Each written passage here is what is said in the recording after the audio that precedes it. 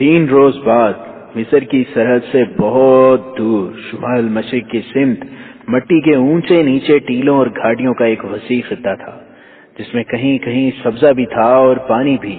یہ خطہ قافلوں اور فوجوں کے عام راستوں سے ہٹ کر تھا۔ اس کے اندر ایک جگہ بے شمار گھوڑے بندھے ہوئے تھے، ان سے ذرا پرے سوار سوئے ہوئے تھے، اور ان سے الگ ہٹ کر چھوٹا سا ایک خیمہ لگا ہوا تھا جس کے اندر ایک آدمی سویا ہوا تھا۔ 3-4 آدمی ٹیلوں کے اوپر ٹہل رہے تھے اور 3-4 آدمی اس خطے کے باہر بکھر کر گھوم پھر رہے تھے۔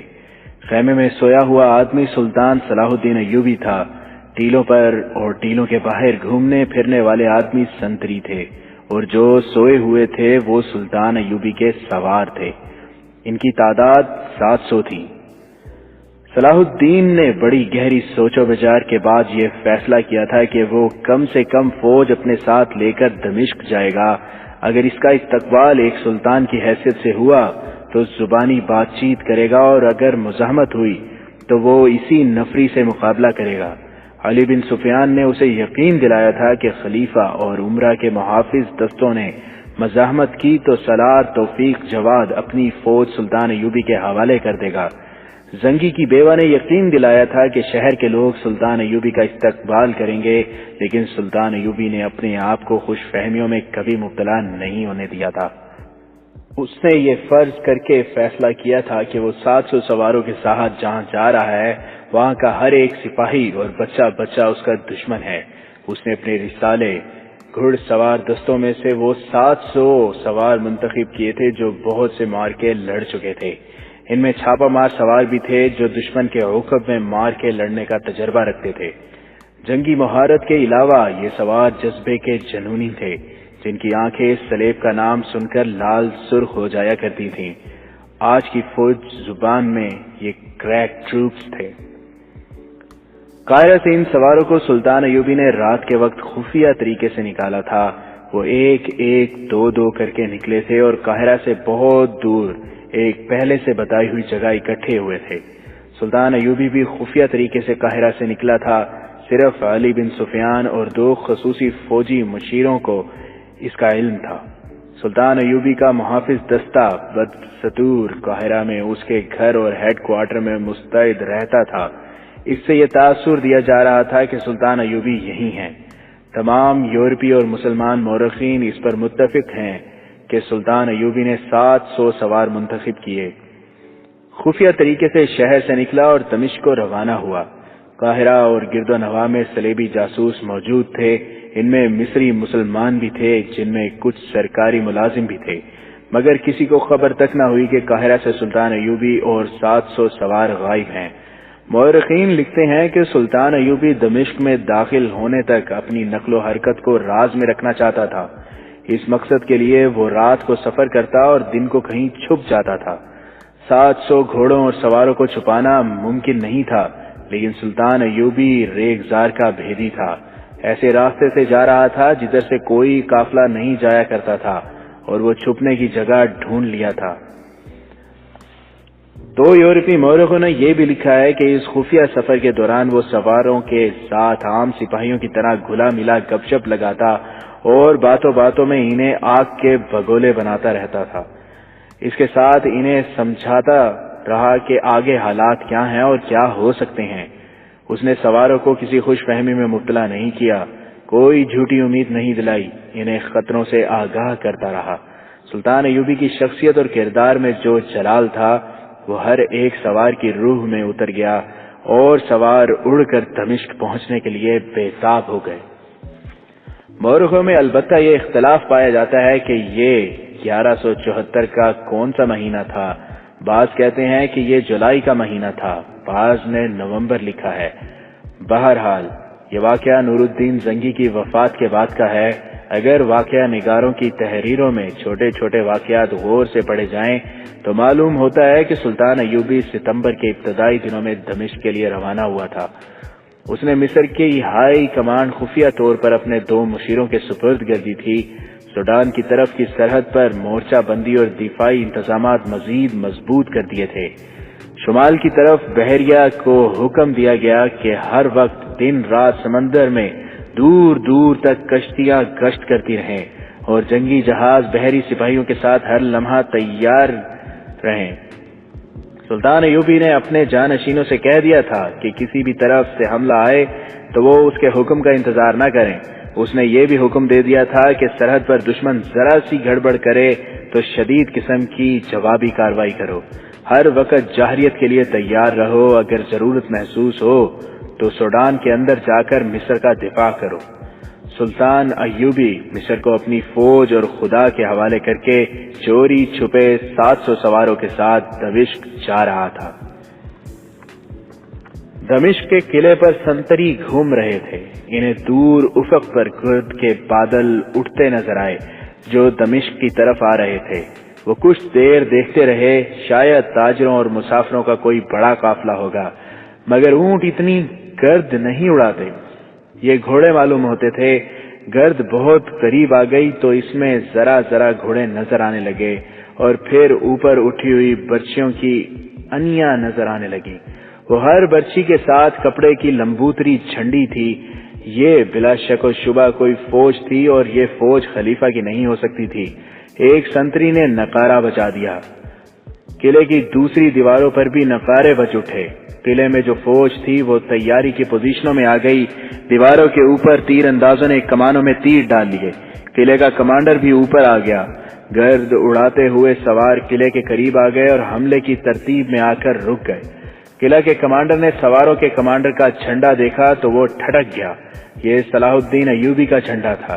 قلعہ دار کو سرکاری طور پر بتایا جا چکا تھا کہ سلطان صلاح الدین ایوبی نے خود مختاری کا اعلان کر دیا ہے، جس کا مطلب یہ تھا کہ اگر وہ اس طرف آئے تو اسے بلا روک ٹوک شہر میں داخل نہ ہونے دیا جائے۔ آپ کس ارادے سے آئے ہیں؟ قلعہ دار نے پوچھا۔ اگر خلیفہ سے ملنا ہے تو اپنے سوار دور پیچھے لے جائیں اور اکیلے آ کے آئیں۔ خلیفہ سے کہہ دو کہ صلاح الدین ایوبی باہر بلا رہا ہے۔ سلطان ایوبی نے بلند آواز سے کہا، اور تم سن لو، میرے سوار پیچھے نہیں جائیں گے، شہر میں جائیں گے۔ خلیفہ کو اطلاع دو کہ وہ باہر نہ آیا تو بہت سے مسلمانوں کا خون اس کی گردن پر ہوگا۔ صلاح الدین بن نجم الدین ایوب، قلعے کے کماندار نے کہا، میں تمہیں خبردار کرتا ہوں کہ تمہارا ایک بھی سوار زندہ واپس نہیں جائے گا۔ میں خلیفہ کے حکم کا پابند ہوں، تمہارے لیے شہر کا کوئی دروازہ نہیں کھلے گا۔ قلعے کے باہر جو سپاہی پہرے پر تھے انہوں نے خلیفہ کی طرف ایک سپاہی دوڑا دیا تھا۔ یہ ان لوگوں کی ڈیوٹی تھی کہ خلیفہ کو خطرے سے آگاہ کر دیں تاکہ فوج کو تیاری کا حکم دیا جائے۔ ادھر سلطان ایوبی نے اپنے سواروں کو کچھ حکم دیا۔ سواروں نے بجلی کی تیزی سے حرکت کی، وہ اور زیادہ پھیل گئے۔ سواروں نے کمانیں نکال لیں اور ان میں تیر ڈال لیے۔ ادھر دمشق شہر کا بڑا دروازہ بند کر دیا گیا اور شہر کی فصیل پر بھی تیر انداز تیار ہو گئے۔ قلعہ دار یعنی قلعے کا کمانڈر غالباً خلیفہ کے حکم کا یا شاید اندر سے آنے والی فوج کا انتظار کر رہا تھا۔ اس نے کوئی کارروائی نہ کی۔ مقابلے کے لیے وہ تیار تھا۔ خلیفہ کو باہر کی صورتحال کی اطلاع مل گئی۔ وہ بچہ تھا، ایک بار تو جوش میں آ گیا، پھر گھبرا گیا۔ اس کے مشیروں نے اس کا حوصلہ بڑھایا اور اس کے حکم دلوایا کہ فوج باہر نکل کر سلطان ایوبی کو گھیرے میں لے لے اور ہتھیار ڈلوا کر سلطان ایوبی کو گرفتار کر لے۔ اس اثناء میں شہر کے لوگوں کو بھی پتا چل گیا کہ سلطان ایوبی فوج لے کر آیا ہے۔ نور الدین زنگی کی بیوہ حرکت میں آ گئی۔ اس نے عورتوں کی جو زمین دوز جماعت بنا رکھی تھی وہ بھی سرگرم ہو گئی۔ گھر گھر اطلاع پہنچ گئی کہ سلطان ایوبی آیا ہے۔ عورتیں باہر نکل آئیں اور خوش آمدید صلاح الدین ایوبی کے نعرے لگانے لگی۔ بعض نے پھول بھی اکٹھے کر لیے، مرد بھی نکل آئے۔ نعروں سے دمشق گونجنے لگا۔ خلیفہ کے حاشیہ برداروں کو شہریوں کا یہ رویہ پسند نہ آیا، مگر شہریوں کا سیلاب شہر کے دروازے پر ٹوٹ پڑا تھا۔ لوگ شہر کی فصیل پر بھی چڑھ گئے تھے اور سلطان ایوبی کو خوش آمدید کہہ رہے تھے۔ خلیفہ اور اس کے حواریوں کو سب سے بڑی چوٹ یہ پڑی کہ انہیں یہ اطلاع ملی کہ فوج نے سلطان ایوبی کے مقابلے میں آنے سے انکار کر دیا ہے۔ سپاہیوں تک تو حکم ہی نہیں پہنچا تھا۔ انکار کرنے والے سالار اور دیگر کمانڈر تھے۔ کمانڈروں میں کچھ ایسے تھے جو عمرہ کے پروردہ تھے۔ وہ اپنے دستوں کو تیاری کا حکم دینے لگے تو خلیفہ کے مخالف کمانڈروں نے انہیں خبردار کر دیا کہ انہوں نے سلطان ایوبی کے خلاف ہتھیار اٹھائے تو انہیں گھوڑوں کے پیچھے باندھ کر شہر میں گھسیٹا جائے گا۔ 3-4 کمانڈروں نے ایک دوسرے کے خلاف تلواریں نکال لی۔ معاملہ خون خرابے تک پہنچنے والا تھا کہ زنگی کی بیوہ آن پہنچی۔ یہ عورت پاگلوں کی طرح بھاگ دوڑ رہی تھی۔ وہ گھوڑے پر سوار تھی، گھوڑا بری طرح ہانپ رہا تھا۔ وہ دیکھنے آئی تھی کہ فوج کیا کر رہی ہے، کہیں خانہ جنگی کی صورت تو پیدا نہیں ہو گئی۔ اس نے یہ منظر دیکھا کہ 3-4 کمانڈر تلواریں نکالے ایک دوسرے کو للکار رہے تھے اور دوسرے بیچ بچاؤ کر رہے تھے۔ ان میں توفیق جواد بھی تھا۔ زنگی کی بیوہ کو دیکھتے ہی وہ دوڑ کر اس تک گیا اور کہا، آپ یہاں کیا کر رہی ہیں؟ یہاں کیا ہو رہا ہے؟ اس عظیم مجاہدہ نے پوچھا۔ کیا فوج صلاح الدین ایوبی کے استقبال کے لیے جا رہی ہے یا مقابلے کے لیے؟ فوج نہیں جا رہی، توفیق جواد نے جواب دیا۔ ہم نے خلیفہ کے حکم کی تعمیل نہیں کی۔ یہ لوگ آپس میں لڑنا چاہتے ہیں، ان میں 2 خلیفہ کے وفادار ہیں۔ زنگی کی بیوہ گھوڑے سے کود کر اتری اور ان کمانڈروں کے درمیان آ گئی جو ایک دوسرے کو للکار رہے تھے۔ اس عورت نے اپنا سر ننگا کر دیا اور ان سے چلا کر کہا، بے غیرتو، پہلے اس سر کو تن سے جدا کرو، اپنی ماں کا سر اس مٹی میں پھینکو، پھر کافروں کی حمایت میں لڑنا۔ تم ان بیٹیوں کو بھول گئے ہو جنہیں کافر اٹھا کر لے گئے تھے؟ تم اپنی ان بچیوں کو بھول گئے ہو جو کافروں کی درندگی سے مر چکی ہیں؟ تم کس کی حمایت میں ایک دوسرے کے خلاف تلواریں نکالتے ہو؟ میرے بیٹے کے وفادار کافر ہیں، آؤ پہلے میری گردن اڑاؤ، پھر ایوبی کے مقابلے میں جانا۔ زنگی کی بیوہ کے آنسو بہہ رہے تھے، منہ سے جھاگ پھوٹ رہی تھی۔ کمانڈروں نے تلواریں نیاموں میں ڈال لی اور سر جھکا کر ادھر ادھر ہو گئے۔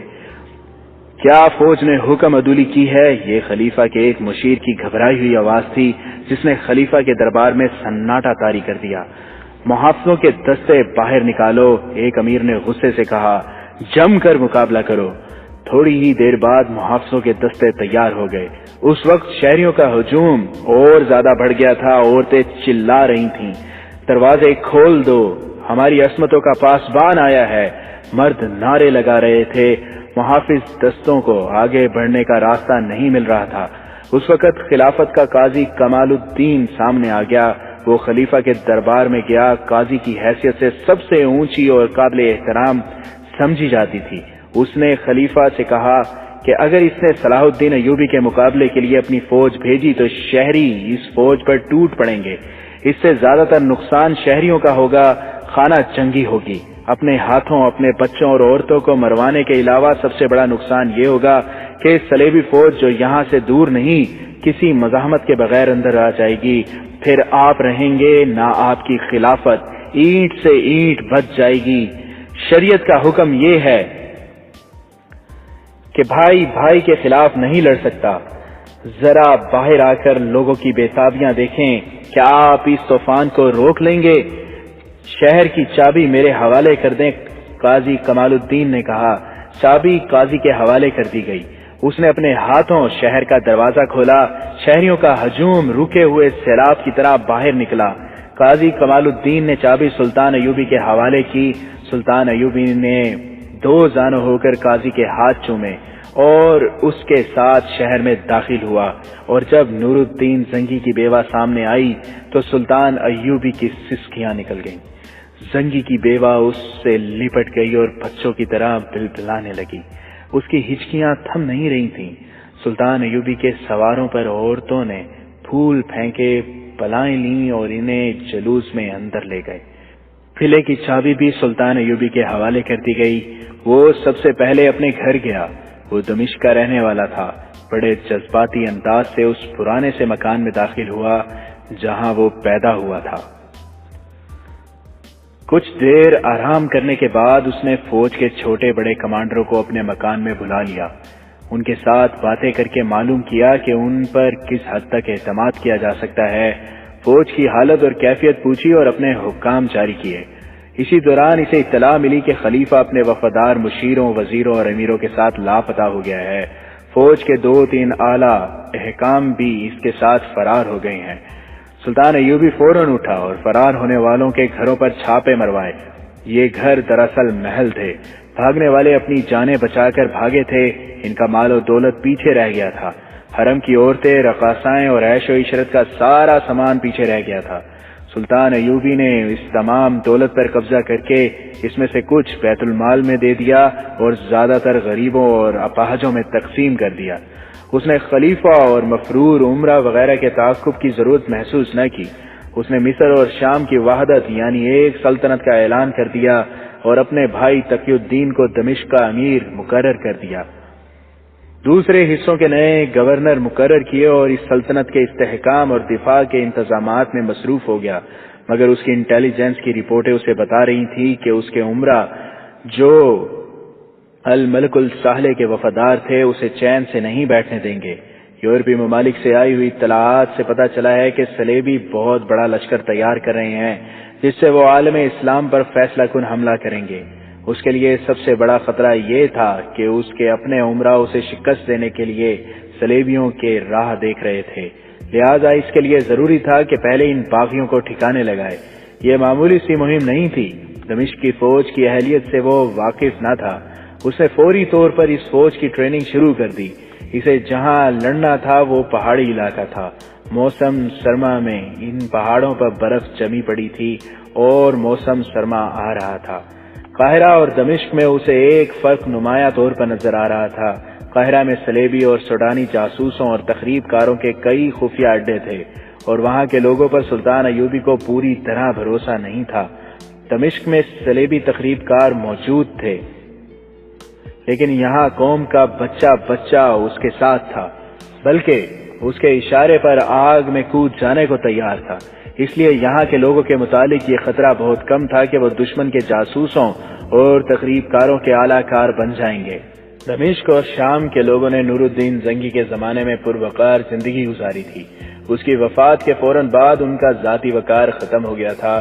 نئے حکمرانوں نے انہیں رعایا بنا لیا تھا۔ امیر وزیر عیش و عشرت اور ذاتی سیاست بازیوں میں مصروف ہو گئے تھے اور انتظامیہ کے حاکم لوگوں کے لیے وبال جان بن گئے تھے۔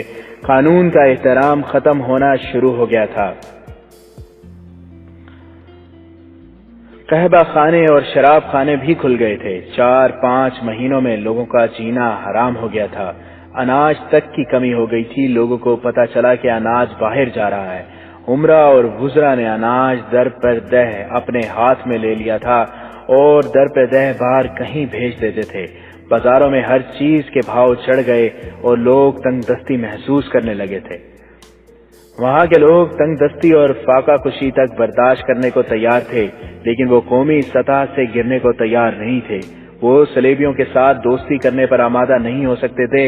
وہ محسوس کرنے لگے تھے کہ ان کے حکمران انہیں دشمن کی جھولی میں ڈال رہے ہیں۔ نور الدین زنگی کے دور حکومت میں جھونپڑوں اور پھٹے پرانے خیموں میں رہنے والوں کو بھی معلوم ہوتا تھا کہ سرکاری سطح پر کیا ہو رہا ہے۔ جنگ کی صورت میں وہ میدان جنگ کی صورتحال سے آگاہ ہوتے تھے۔ زنگی کے مرتے ہی لوگوں کو اچھوت قرار دے دیا گیا تھا۔ انہیں بتا دیا گیا تھا کہ حکومت کے امور کے متعلق کسی کو استفسار کی جرت نہیں ہونی چاہیے۔ 2 مسجدوں کے اماموں کو صرف اس لیے مسجد سے نکال دیا تھا کہ وہ لوگوں کو غیرت اور حریت کا واعظ سنا رہے تھے۔ خلیفہ کے محل اور دیگر سرکاری عمارتوں کے قریب آنا عوام کے لیے جرم قرار دے دیا گیا تھا۔ وہی لوگ جو نور الدین زنگی کو بھی راستے میں روک لیا کرتے تھے اور محاذوں کی خبریں سنا کرتے تھے، اب معمولی سے سرکاری اہلکار کو بھی دیکھ کر ہٹ جایا کرتے تھے۔ لوگ گھٹن محسوس کرنے لگے تھے۔ جہاد کے نعرے بھی مرتے جا رہے تھے۔ نعرے تو مر سکتے ہیں، جذبے اتنی جلدی نہیں مرا کرتے۔ لوگوں نے چوری چھپے مل بیٹھ کر سوچنا شروع کر دیا تھا کہ وہ کیا کریں۔ نور الدین زنگی کی بیوہ نے عورتوں کی ایک جماعت بنا لی تھی۔ ان حالات اور اس گھٹن میں انہیں اطلاع ملی کہ صلاح الدین ایوبی آ گیا ہے اور فوج ساتھ لایا ہے، تو وہ استقبال کے لیے باہر نکل آئے۔ اور جب انہیں پتا چلا کہ خلیفہ سلطان ایوبی کو اپنی فوج کے زور سے روکنا چاہتا ہے، تو لوگ فوج پر ٹوٹ پڑنے کے لیے تیار ہو گئے۔ خلیفہ کے محافظ دستوں کی انہوں نے بہت بے عزتی کی تھی۔ یہی وجہ تھی کہ خلیفہ المالک الساحلے اور اس کے حواری امیر چوروں کی طرح دمشق سے بھاگ گئے تھے، اور اب لوگ سلطان ایوبی پر جانیں فدا کرنے کو بےتاب تھے۔ لوگوں کی اس جذباتی کیفیت نے سلطان ایوبی کا کام آسان کر دیا تھا۔ عورتوں میں قومی جذبہ پہلے سے ہی تھا، اب یہ جذبہ دہکتے انگارے بن گیا۔ जवां साल लड़कियों का एक वफद सुल्तान अय्यूबी के पास गया और यह अर्ज दाश्त पेश की कि लड़कियों को मुहाज पर फौज के साथ भेजा जाए और इन्हें अस्करी तरबियत दी जाए। वो जख्मियों की मरहम पट्टी के अलावा लड़ना भी जानती हैं। सुल्तान अय्यूबी ने उनके जज्बे को सराहते हुए कहा, मुझे जिस रोज तुम्हारी जरूरत पड़ी तुम्हें घरों से निकाल लूंगा। अभी तुम्हारा मुहाज घर है। मैं तुम्हें घरों का कैदी नहीं बनाना चाहता। अगर तुम माएँ हो तो बच्चों को मुजाहिद बनाओ, अगर तुम बहनें हो तो भाइयों को इस्लाम के पासबान बनाओ। मैं तुम्हारी अस्करी तरबियत का बंदोबस्त करूंगा, मगर ये ना भूलना कि तुम्हें घरों का निजाम संभालना है। ऐसी चंद और बातें करके उसे जैसे कुछ याद आ गया हो। उसने कहा, एक मुहाज और है जिस पर तुम काम कर सकती हो। तुमने सुना होगा कि हमने खलीफा के महल और अमीरों, वजीरों और हाकिमों के घरों से बहुत सी लड़कियां बरामद की हैं। इनके तादाद 2-3 नहीं 200-300 है। हमने इन्हें आजाद कर दिया था। वो यहीं कहीं शहर में या गिरदो नवाह में होंगी। मालूम नहीं कि वो कहाँ कहाँ की रहने वाली थीं और अब कहाँ कहाँ खराब होती फिर रही हैं। मैं इन जरा जरा से मसलों की तरफ तवज्जो नहीं दे सकता। मेरे सामने बड़े बड़े ऊंचे पहाड़ खड़े हैं। मैं ये काम तुम्हारे सुपुर्द करता हूँ कि लड़कियों को तलाश करो। इनमें बहुत सी ऐसी होंगी जिन्हें खरीद कर या अगवा करके हरमों में दाखिल किया गया होगा। अब उनका मुस्तकबिल यही है कि वो खुफिया कहबा खानों में चली जाएंगी, सराय में मुसाफिरों की खिदमत करेंगी और जलीलो ख्वार होती फिरेंगी। इनके साथ कोई शादी नहीं करेगा। इन्हें ढूंढो और इनमें खोई हुई इज्जत अत्सर नो पैदा करके इनकी शादियों का इंतजाम करो। लड़कियों ने इस मुहिम का आगाज कर दिया। उन्होंने अपने घरों के मर्दों की मदद हासिल कर ली और चंद दिनों में कई एक लड़कियां बरामद करके इन्हें अपने घरों में रखकर इनकी तरबियत शुरू कर दी। बदनसीब लड़कियों में एक सहर नाम की लड़की थी जिसे जबरदस्ती रकासा बनाया गया था। इसे एक अमीर के घर से बरामद करके रिहा किया गया था। उसने एक गरीब से घराने में पनाह ले रखी थी। इत्तफाक से लड़कियों को पता चला तो इसे वहां से ले आई। उसने जब देखा कि दमिश्क की लड़कियां बाकायदा फौज की तरह काम कर रही हैं तो उसकी सोई हुई गैरत बेदार हो गई। इसमें जज्बा इंतकाम भी पैदा हो गया। उसने लड़कियों को बताया कि उसके साथ की एक रकासा सराय के मालिक के पास है। शहर सराय के मालिक को जानती थी। उसने बताया कि यह आदमी सलेबियों का जासूस है। उसने एक तहखाना बना रखा है जहां फिदाई, हशीशैन और सलेबी जासूस रातों को जाते हैं।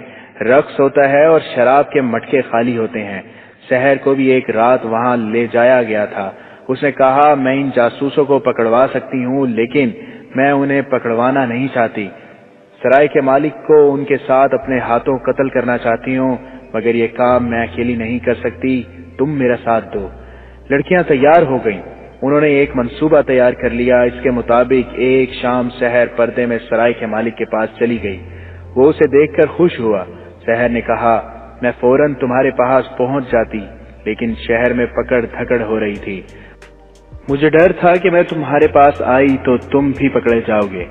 मैं एक गरीब से घराने में यतीम लड़की बनकर छुपी रही। अब हालात साफ हो गए हैं। तुम पर किसी ने शक नहीं किया, इसलिए तुम्हारे पास आ गई हूँ।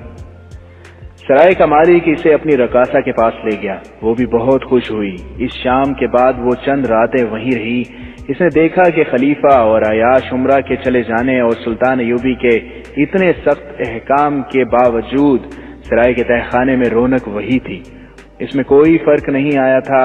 मुसाफिर अपने कमरों में सो जाते थे तो तहखाने की दुनिया आबाद हो जाती थी। वहां अब भी सलेबी जासूस और फिदाई आते थे। शहर उनका दिल लुभाती रही और रातों को नाचती और इन्हें शराब पिलाती रही। ये लोग मुसाफिरों के बहरूप में सराय में आते थे। शहर ने यह भी देख लिया था कि रात को सराय के बाहर पहरे का इंतजाम भी होता है, ताकि कोई खतरा नजर आए तो तय खाने तक कबल अज वक्त इत्तला पहुंची जाए। शहर को वहां कैद कर लिया गया था। वो अकेली बाहर नहीं जा सकती थी। वो दिल पर पत्थर रखकर वहां नाचती रही। वो मायूस हो गई थी कि वो इंतकाम लेने आई थी मगर कैद हो गई। उसने किसी पर अपनी मायूसी का इजहार न होने दिया। इससे यह फायदा हुआ कि वो लोग इस पर एतबार करने लगे। बाज राज की बातें भी उसके सामने कर गुजरते थे।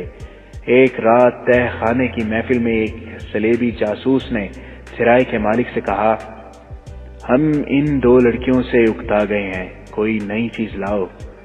سحر اور دوسری رقاصہ بھی وہیں تھی۔ دوسری رقاصہ کو تو افسوس ہوا ہوگا، سحر کو امید کی ایک کرن نظر آ گئی۔ سرائے کے مالک نے کہا کہ صلاح الدین نے ایسی فضا پیدا کر دی ہے کہ اب دمشق میں کوئی اور رقاصہ یا کوئی نئی چیز نہیں مل سکے گی۔ مل کیوں نہیں سکے گی؟ سحر نے کہا۔ جن ناچنے گانے والیوں کو امیروں کے گھروں سے پکڑ کر آزاد کر دیا گیا تھا وہ ابھی یہی ہیں، میری طرح وہ بھی چھپی ہوئی ہیں۔ اگر تم لوگ مجھے 2-3 روز کے لیے باہر جانے دو تو میں انہیں پردہ دار خواتین کے بھیس میں یہاں لے آؤں گی۔ سحر کو اس وقت تک قابل اعتماد سمجھ لیا گیا تھا۔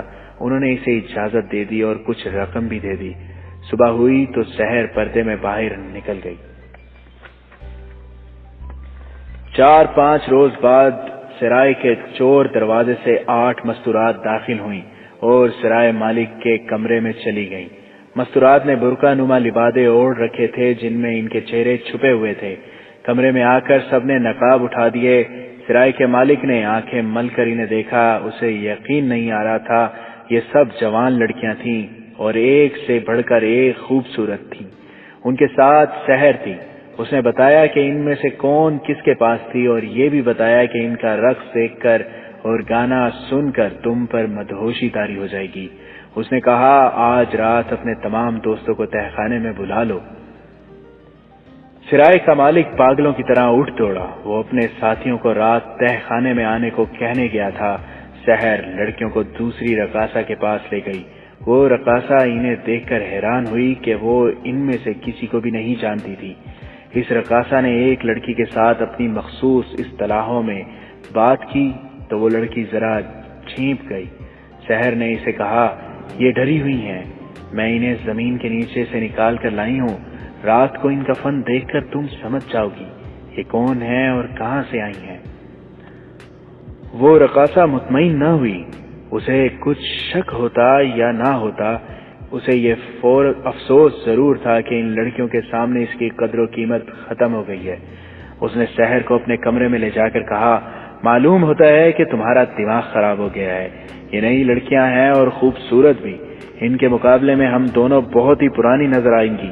ہماری قیمت اتنی گر جائے گی کہ یہ لوگ ہمیں پرانے سامان کی طرح اٹھا کر باہر پھینک دیں گے۔ تم انہیں کہاں سے لے آئی ہو؟ کیوں لے آئی ہو؟ تم نے بہت بڑی غلطی کی۔ میں دراصل اپنی مشقت کم کرنا چاہتی ہوں، سحر نے جواب دیا۔ ان کے آ جانے سے ہم دونوں کا کام کم ہو جائے گا۔ دوسری رقاصہ اس کی یہ دلیل نہیں مان رہی تھی۔ سحر کے پاس اور کوئی دلیل نہیں تھی جس سے وہ اسے مطمئن کرتی۔ دونوں میں تکرار ہو گئی۔ دوسری رقاصہ غصے میں آ گئی اور بولی میں سرائے کے مالک سے کہوں گی کہ یہ لڑکیاں ناچنے والی نہیں، یہ عصمت فروش لڑکیاں ہیں جنہیں اس نازک جگہ نہیں آنا چاہیے، کیونکہ یہ تہہ خانے کے راز کو خطرے میں ڈال سکتی ہیں۔ ان نوجوان لڑکیوں کا کیا بھروسہ؟ یہ رقاصہ بہت تجربہ کار اور چالاک تھی۔ اس نے سحر کی زبان بندی کر دی، پھر بھی سحر اس کی بات نہیں مان رہی تھی۔ اس رقاصہ نے آخر یہ دھمکی دی اگر تم انہیں یہاں سے چلتا نہیں کرو گی تو میں یہاں آنے والوں کو یہ کہہ کر یہاں آنے سے روک دوں گی کہ تم انہیں گرفتار کرانے کے لیے ان لڑکیوں کا جال پھیلا رہی ہو۔ سحر پریشان ہو گئی۔ دوسری رقاصہ غصے میں باہر جانے کو اٹھی اور دروازے کی طرف چلی۔ سحر نے بڑی پھرتی سے اپنی قمیض کے نیچے ہاتھ ڈالا اور کمر بند سے خنجر نکال کر دوسری رقاصہ کی پیٹھ میں گھونپ دیا۔ وہ زخم کھا کر گھومی تو سحر نے خنجر اس کے دل میں اتار دیا اور دانت پیس کر کہا میں تجھے قتل نہیں کرنا چاہتی تھی بدبخت، تجھے بھی میرے ہاتھوں ہی مرنا تھا۔ اس نے اسی کے کپڑوں سے خنجر صاف کیا، رقاصہ کی لاش پر اس کے پلنگ سے بستر اٹھا کر پھینک دیا اور دروازہ باہر سے بند کر کے اپنے کمرے میں چلی گئی۔ اپنے خون آلود کپڑے بدلے اور خنجر کمر بند میں اڑس کر قمیض کے نیچے چھپا دیا۔ رات سرائے کے مالک کے علاوہ 6 آدمی تہہ خانے کے اس کمرے میں آئے جہاں رقص اور شراب کا دور چلا کرتا تھا۔ سرائے کے مالک نے سحر سے دوسری رقاصہ کے متعلق پوچھا تو سحر نے نفرت کے لہجے میں کہا وہ ان لڑکیوں کو دیکھ کر جل بھن گئی ہے، وہ اپنے آپ کو ان سب سے زیادہ حسین سمجھتی ہے۔ آج رات وہ یہاں نہ ہی آئے تو اچھا ہے، محفل کے رنگ میں بھنگ ڈالے گی۔ لعنت بھیجو، سرائے کے مالک نے کہا، کل اس سے نمٹ لوں گا، اسے پڑی رہنے دو اپنے کمرے میں۔ سحر نے ان 6 آدمیوں سے کہا، ان لڑکیوں کے پاس اچھے کپڑے نہیں، ان کا لباس تم سب کے ذمہ ہے۔ آج رات وہ جن کپڑوں میں ہیں انہی میں تمہارے سامنے آئیں گی۔ انہوں نے جب لڑکیوں کو دیکھا تو بھول ہی گئے کہ انہوں نے کیسے کپڑے پہن رکھے ہیں۔ لڑکیاں چہروں سے پیشہ ور ناچنے والیاں لگتی ہی نہیں تھیں، ان کے چہرے تر و تازہ اور معصوم سے تھے، ان کے بالوں کو بھی نہیں سجایا گیا تھا، ان کی کوئی حرکت ظاہر نہیں کرتی تھی کہ یہ پیشہ ور ہیں، ان کا انداز سیدھا سادہ سا تھا۔ سحر نے انہیں کہا کہ اپنے مہمانوں کو شراب پیش کرو۔ وہ جب سراہیوں سے پیالوں میں شراب انڈیلنے لگی تو ایک آدمی نے ایک لڑکی کو چھیڑا، لڑکی بدک کر پیچھے ہٹ گئی، اس کا چہرہ لال سرخ ہو گیا۔ سحر، اس آدمی نے کہا، انہیں کہاں سے لائی ہو، یہ کس کے پاس تھی؟ سحر نے کہکا لگایا اور بولی، اپنا فن بھول گئی ہیں، یہ صلاح الدین ایوبی کا خوف ہے جو ان سب پر طاری ہے، ابھی کھل جائیں گی۔ صلاح الدین ایوبی، ایک نے تنزیہ کہا، ہمارے جال میں وہ اب آیا ہے، ہم اسے اسی کے امیروں اور سلاروں سے مروائیں گے۔ اس نے اپنے ایک ساتھی کے کندھے پر ہاتھ مار کر کہا، اس کا خنجر صلاح الدین ایوبی کے خون کا پیاسا ہے، جانتی ہو نا اسے، یہ حسن بن سبا کی امت سے ہے، فدائی۔ اس نے ایک لڑکی کے گال پر ہلکی سی تھپکی دے کر کہا، ایوبی کا خوف دل سے اتار دو، وہ چند دنوں کا مہمان ہے۔ تھوڑی سی دیر بعد شراب رنگ دکھانے لگی اور رقص کی فرمائش ہوئی۔ لڑکیاں سراہیوں اور پیالوں کو ادھر ادھر کرتی اور پھرتی ان 6 آدمیوں کے پیچھے ہو گئیں۔ اچانک سب نے قمیضوں کے نیچے ہاتھ ڈالے، خنجر نکالے۔ سحر نے بھی خنجر نکال لیا تھا، اس نے سرائے کے مالک پر وار کیا اور دوسروں نے 6 آدمیوں کو پے در پہ وار کر کے لڑکا دیا، کسی نے بھی سنبھلنے کی مہلت نہ ملی۔ سحر ہر ایک پر وار پہ وار کیے جا رہی تھی جیسے پاگل ہو گئی ہو، اس نے انتقام لے لیا۔ یہ لڑکیاں شریف گھرانوں کی بیٹیاں تھیں جو سلطان صلاح الدین ایوبی کے پاس عرض داشت لے کر گئی تھیں کہ وہ مردوں کے دوش بدوش لڑنا چاہتی ہیں۔ انہوں نے ہی سحر کو ایک غریب گھرانے سے برآمد کیا تھا۔ اس نے جب لڑکیوں کو جنگی پیمانے پر کام کرتے دیکھا تو اسے سرائے کے مالک کا خیال آ گیا تھا۔ اس نے لڑکیوں کو بتا دیا تھا کہ سرائے کا تہہ خانہ جاسوسوں اور تخریب کاروں کا اڈا ہے۔ ان لڑکیوں کی مدد سے وہ انہیں پکڑوانا چاہتی تھی، مگر وہاں گئی تو سرائے کے مالک نے اس کا باہر نکلنا بند کر دیا۔ جاسوسوں کی اس فرمائش پر کہ نئی لڑکیاں لاؤ اسے موقع مل گیا، اسے نئی لڑکیاں لانے کی اجازت مل گئی۔ اس نے ان لڑکیوں سے ذکر کیا اور کہا کہ وہ نئی لڑکیاں بن کر چلیں اور ان آدمیوں کو ختم کیا جائے۔ لڑکیاں تیار ہو گئیں، انہوں نے اسکیم بنائی اور اس کے ساتھ چلی گئیں۔ انہوں نے یہ سوچا ہی نہیں کہ ان آدمیوں کو اپنے جال میں پھانس کر گرفتار کرایا جائے۔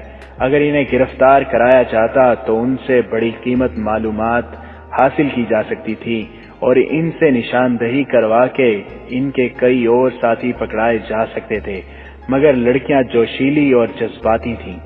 وہ اتنا ہی جانتی تھیں کہ دشمن کو ہلاک کیا جاتا ہے۔ وہ اپنے جذبہ جہاد کی تسکین کرنا چاہتی تھی اور سحر کا سینہ جذبہ انتقام سے پھٹ رہا تھا۔ وہ انہیں اپنے ہاتھوں سے قتل کرنے کو بےتاب تھی۔ اس نے دوسری رقاصہ کو اسی لیے قتل کیا تھا کہ ان لڑکیوں کی اصلیت بے نقاب ہونے کا خطرہ پیدا ہو گیا تھا۔ ان کی اصلیت تو بے نقاب ہو رہی تھی، انہیں اس قسم کی غلیظ محفل کے طور طریقوں اور شراب پلانے کے انداز سے واقفیت ہی نہیں تھی۔ انہوں نے بر وقت خنجر نکال لی اور اپنے مقصد میں کامیاب ہو گئیں۔ وہ سب چور دروازے سے نکلی اور اپنے ٹھکانے پہنچ گئیں۔ ان کی رپورٹ پر کچھ دیر بعد فوج نے سرائے پر چھاپا مارا اور تہہ خانے گئیں۔ وہاں لاشیں پڑی تھیں۔ تہہ خانے کے کمروں کی تلاشی لی گئی۔ ایک کمرے سے دوسری رقاصہ کی لاش برآمد ہوئی اور سرائے کے مالک کے کمرے سے کئی ایک ثبوت ملے کہ یہ لوگ جاسوس اور تخریب کار تھے، مگر آنے والا وقت سلطان صلاح الدین ایوبی اور سلطنت اسلامیہ کے لیے تاریخ کے سب سے بڑے خطرے لا رہا تھا، اور سلطان ایوبی دن رات جنگی منصوبہ بندی اور فوج کی ٹریننگ میں مصروف رہتا تھا۔ تمام سامعین کے لیے خوشخبری ہے کہ الحمدللہ کتاب داستان ایمان فروشوں کی سیکنڈ جلد یعنی سیکنڈ والیوم ختم ہو چکا ہے۔